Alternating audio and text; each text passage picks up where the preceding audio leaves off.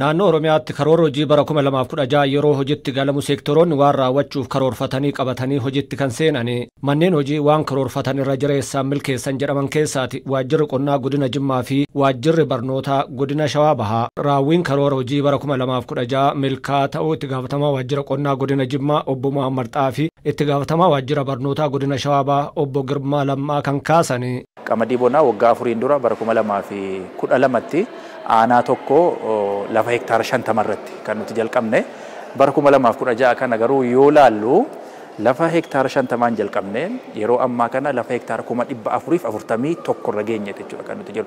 Kanaaf aanaa tokkoon jalqabne amma aanaa 20tti bal'ifneerra kan nuti jiru. Ijaarsa bu'uura boruu 240 karoorfanne parsantii 100 xumurre jechuudha. Yeroo limantii kenna soo laallu barattoota 46 ol barnoota sadarkaa tokkoffaan duraa keessatti turan galmeessinee keessatti fayyadamoo ta'aa turanii jiru jechuudha. Qubee lakkaa'uu, lakkoofsa lakkaa'uu hin barattee jechuudha.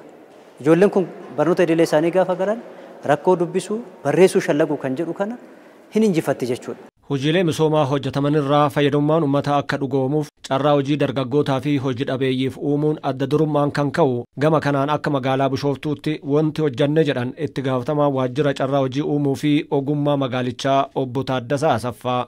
50 karoorfannee 77,600 ol hojiitti galchinee kan jirru ta'uu isaati. Hojii dhaabbiitiin isa ta'u hojii yerootiin jechuudha. Kana milkeessuun kan danda'ame boqonnaadhuma qophii karoorarraa ka'e qaamolee hojiin kun kallattiidhaan isaan ilaallatu steekholdersa waliin ta'uudhaan karoora irratti boqonnaa qophii karoora irratti walii gallee poteenshaalli keenya iddoo kamii jira sammuu akkamitti walitti qindeessine itti fayyadamuu dandeenya karaa jedhuutiin irratti karoorfatameetu. Gama raawwii karoora hojii mootummaa naannoo Oromiyaa kan bara 2016tiin milkaa'inaa fi hanqinoonni adda baanii kan laallaman yoo ta'u isaanis manneen hojii haala irra jiran kan keessatti of ilaalanidha.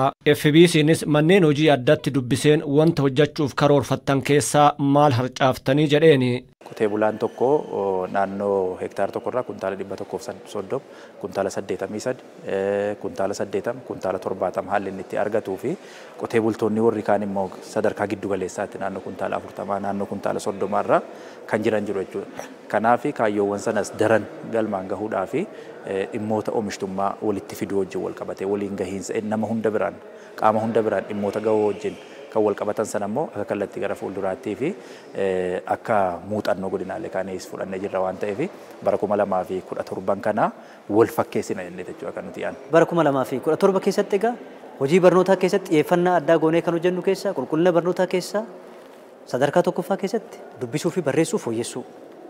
Sadarkaa tokkoffaa keessatti kutaa 6 fi 8 keessatti qabxii barattoota qorumsa naannootiin fooyyessuu. Sadarkaa lammaffaa keessatti ammoo barattoota qorumsa biyyoolessaatiif qopheessaa deemudha.